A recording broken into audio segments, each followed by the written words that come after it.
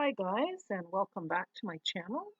Today I'm going to talk about the Shemitah year. Now I'm not Jewish, but I am a Christian, and in the Old Testament, and possibly even today, the Jews probably still follow the Shemitah year. And what it is it's a 7-year cycle. And in the 7th year, the Jews rested their crops. They just didn't plant crops, they just let the soil, let the seeds fall where they would fall and let the land basically rest for a year. And part of that Shemitah year was the year before. It's a 7-year cycle, so the year before was the double portion year.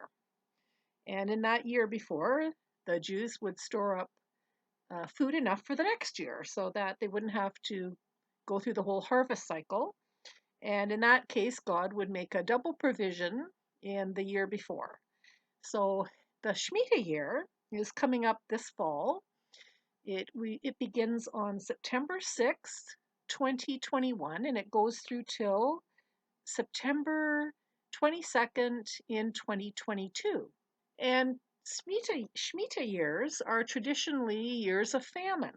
They're usually bad things happen in Shemitah years.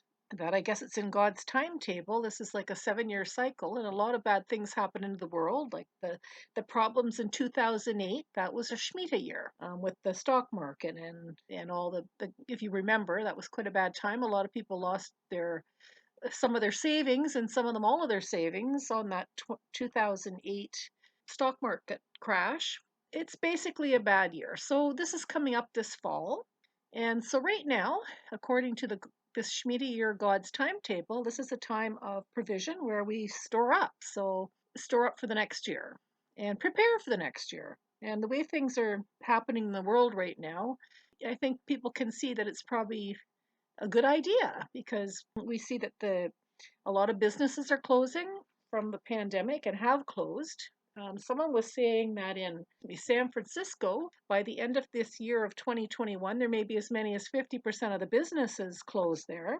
And it could be the same in other major cities around the globe. And when, of course, the supply is the supply of products that all those stores would have supplied the world and made jobs for people, etc., those will not be available. Those will not be on the market. So that what that does is to the supply and demand is it shrinks the supply and increases the demand. So it'd be a very good idea to store up some food and store up some supplies for whatever may come in the Shemitah year, because that's biblical.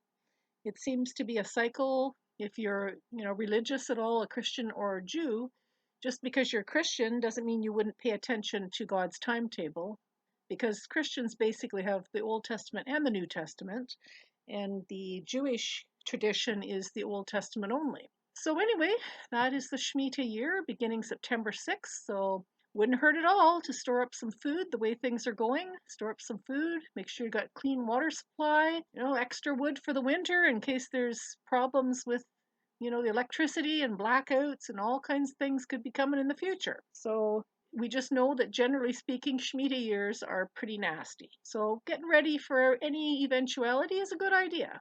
It's just generally a good idea, but things are really not shaping up to be great over the next year.